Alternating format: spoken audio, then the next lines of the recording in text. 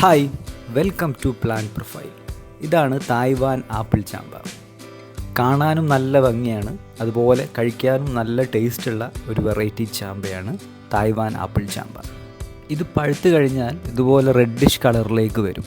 സാധാരണ ചാമ്പകൾക്ക് കുരു ഉണ്ടാവും, പക്ഷേ തായ്വാൻ ആപ്പിൾ ചാമ്പയ്ക്ക് കുരു ഉണ്ടാവില്ല. ഇത് പഴുത്ത് കഴിഞ്ഞാൽ നല്ല മധുരമാണ്, ഒട്ടും പുളി ഉണ്ടാവില്ല, നല്ല ക്രിസ്പിയാണ്. ആപ്പിളൊക്കെ കട്ട് ചെയ്ത് കഴിക്കുന്നത് പോലെ നമുക്ക് കഴിക്കാൻ പറ്റും. ചാമ്പ ഫ്ലവറിംഗ് ഒക്കെ കഴിഞ്ഞ് ഇതുപോലെ കാ പിടിച്ച് കഴിഞ്ഞാൽ ഫ്രൂട്ട് പ്രൊട്ടക്ഷൻ കവർ ഇട്ട് കൊടുക്കുന്നത് നന്നായിരിക്കും. കായീച്ചയിൽ നിന്നും അതുപോലെ പക്ഷികളിൽ നിന്നൊക്കെ ചാമ്പയെ നമുക്ക് സംരക്ഷിച്ച് നിർത്താൻ പറ്റും. ഇതെൻ്റെ വീട്ടിലെ ചാമ്പയാണ്. ഈ വർഷത്തെ ആദ്യത്തെ ഹാർവെസ്റ്റിംഗ് ആണ്.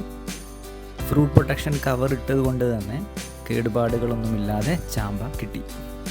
ഈ ഫ്രൂട്ട് പ്രൊട്ടക്ഷൻ കവർ നമുക്ക് ആമസോണിൽ നിന്നോ ഫ്ലിപ്കാർട്ടിൽ നിന്നോ ഒക്കെ മേടിക്കാൻ പറ്റുന്നതാണ്.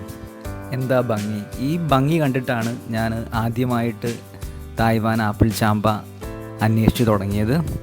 എന്നാൽ ഒറിജിനൽ തായ്വാൻ ആപ്പിൾ ചാമ്പ നഴ്സറികളിൽ നിന്ന് മേടിക്കുക എന്ന് പറയുന്നത് ഒരു ടാസ്ക്കാണ്.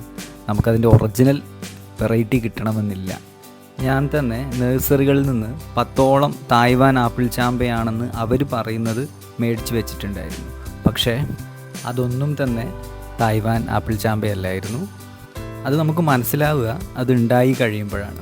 തായ്വാൻ ആപ്പിൾ ചാമ്പ നിങ്ങൾക്ക് വീടുകളിൽ വെക്കണമെന്നുണ്ടെങ്കിൽ നഴ്സറിയിൽ പോയി അതിൻ്റെ ടാഗ് നോക്കിയിട്ട് മേടിക്കാതിരിക്കുക. പറ്റുകയാണെങ്കിൽ അവരുടെ മദർ പ്ലാന്റ് കാണുകയും കായുണ്ടെങ്കിൽ അത് കഴിച്ച് നോക്കിയതിന് ശേഷം വാങ്ങാനും ശ്രമിക്കുക. മാത്രമല്ല, ഇപ്പോൾ പലരുടെയും വീട്ടിൽ തായ്വാൻ ആപ്പിൾ ചാമ്പയുടെ ഒറിജിനൽ വെറൈറ്റി ഉണ്ട്.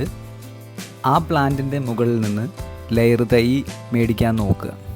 ഞാറ്റുവേല സമയത്ത് ചാമ്പയുടെ കൊമ്പ് കട്ട് ചെയ്ത് മണ്ണിൽ കുത്തിയാലും വേര് പിടിപ്പിച്ചെടുക്കാം. അങ്ങനെയും നമുക്ക് ഈ തായ്വാൻ ആപ്പിൾ ചാമ്പയുടെ ഒറിജിനൽ പ്ലാന്റ് വളർത്തിയെടുക്കാൻ പറ്റും. അപ്പോൾ ഇതൊക്കെയാണ് തായ്വാൻ ആപ്പിൾ ചാമ്പയുടെ വിശേഷങ്ങൾ. മറ്റൊരു വീഡിയോയുമായി കാണാമെന്ന പ്രതീക്ഷയിൽ ബൈ.